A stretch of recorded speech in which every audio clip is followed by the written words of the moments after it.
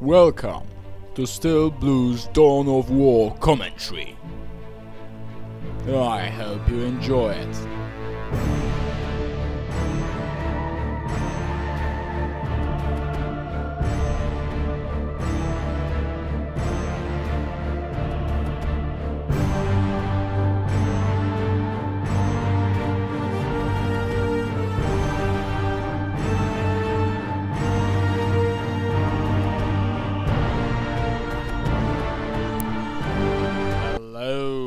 Ladies and gentlemen, this is Still Blue and I have a very special treat for you, because we have a Space Marine versus Space Marine battle.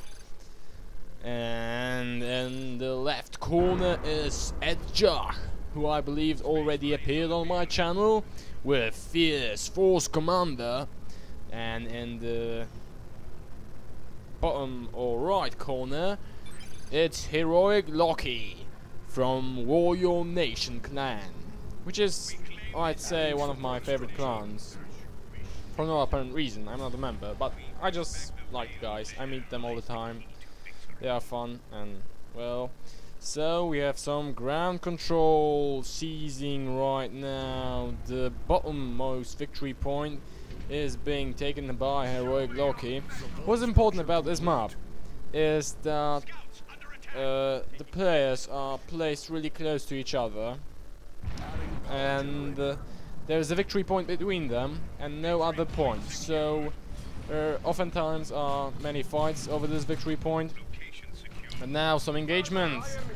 Force Commander was trying to attack those scouts, but there are way too many enemy forces for him to deal with, and he will probably have to retreat shortly. Lucky I selected him because we now can see that he is getting his power sword, which will make him much more powerful against the enemy infantry. Now we can see that much ground is falling to Edjuh, but his force commander had to retreat. No wonder. Right now, Heroic Locky is looking to retrieve some of his lost ground. And there is a little engagement here. Those scouts are being beaten up by the enemy and they will have to retreat. But it's not too much of a loss, since there are Locky's troops nearby. Those scouts with shotguns are probably going to deliver massive pain upon the enemy. Shotguns are a very useful thing to have.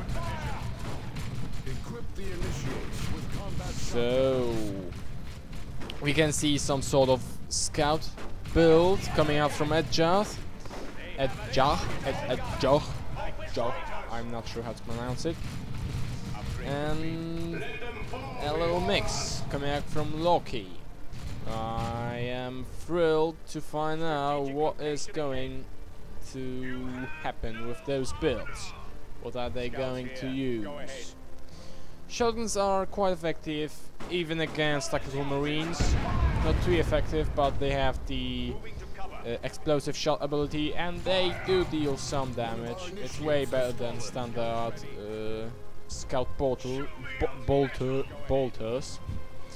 And we can see a sniper rifle being upgraded for this scout squad, so this might be some... Actually no, I thought some players use the technique of getting loads and loads of scouts with sniper rifles, and it is very effective against infantry. But since Space Marines are mostly heavy infantry, I'm not sure if it would work that well against them. You can see that both of those players have two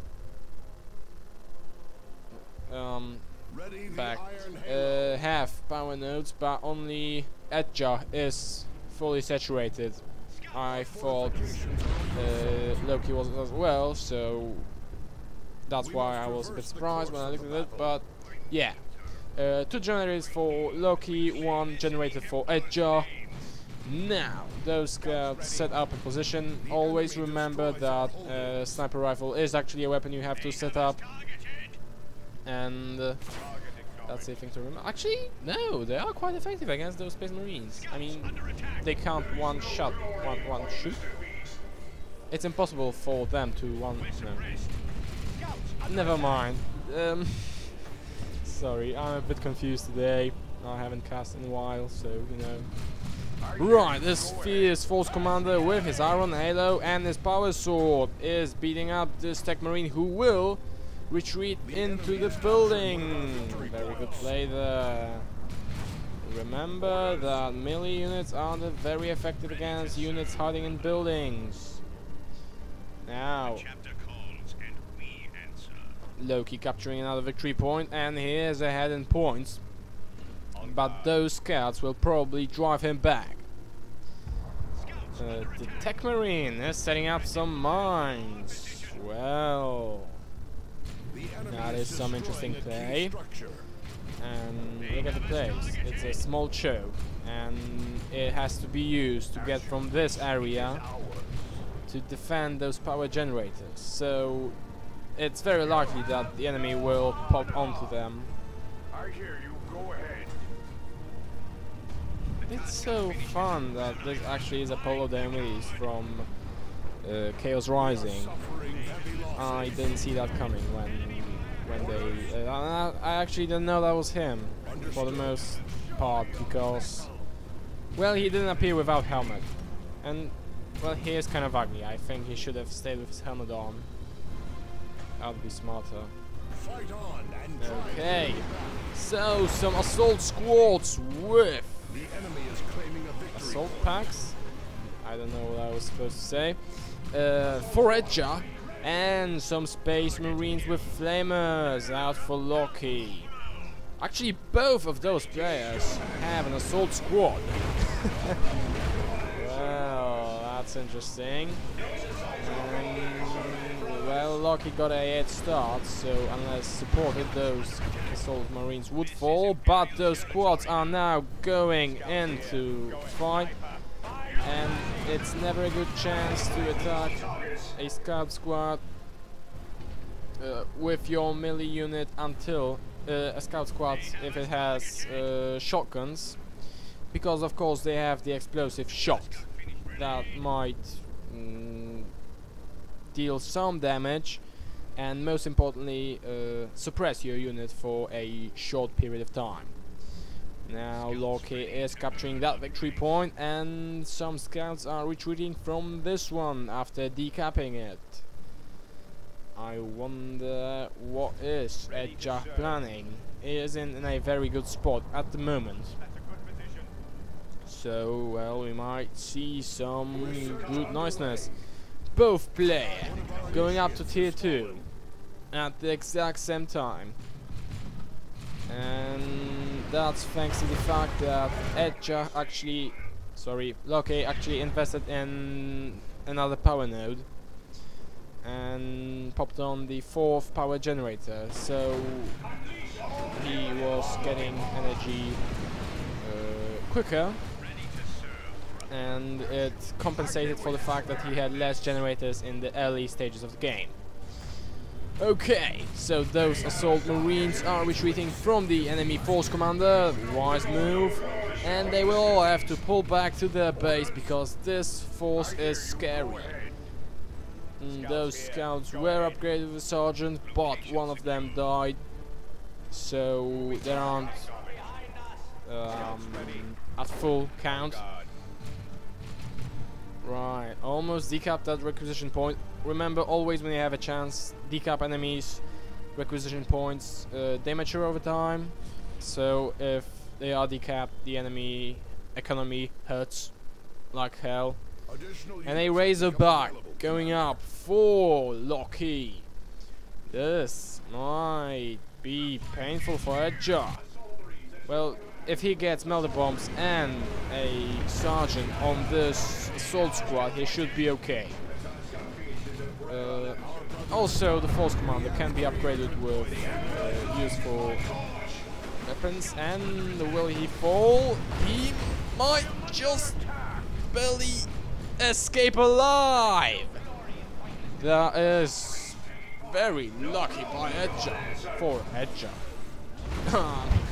I mean, yeah, it was very close. And one more shot off with a shotgun and he would have fallen. And a librarian coming up for Edjuh. I wonder what will he use it for, since he doesn't have any units that need to be set up. We shall see. Razorback is now on the field. Nice paint job on it, actually, with those pinky bits there. This is actually very interesting for me. Why does he have that pink square? What paint scheme is that? I know there are 4 paint schemes for Space Marines. I think there should be 4 for every race, but there aren't. They're just for Space Marines, so I wonder how does that work. Right.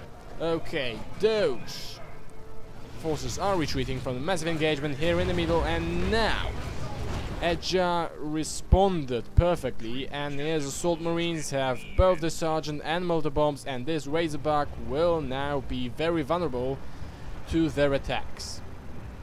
Nonetheless, Locky is still ahead in the point count, and those scouts are going to capture this requisition point. I'm quite see mines. Perfectly placed, very good play there. Look for those places on the map, places that you are convinced the enemy will cross, and set up stuff there, so that he trips over it. So, you know, mines, stuff like that, it really helps. Now this Razorback is far behind enemy lines, and a power fist is out for force commander, so if it is cornered, and might fall. Now those forces are going to engage it, and he might make it out alive if he runs right now. He won't, and he falls. Tough luck for Locky. He actually didn't respond correctly. I think he could have saved it. And those assault marines will have to retreat because, well, they would have been killed horribly. Plasma gun on this tactical squad, and it's actually level 2. Tech Marine is still level 1. Not anymore. And Force Commander actually is still level 1. I thought he would advance recently. Right, suppressed. He will be able to escape if he tries, but he doesn't seem to. And this plasma gun from Tech Marine is going to deliver the pain, but now he is retreating. And he goes up a level.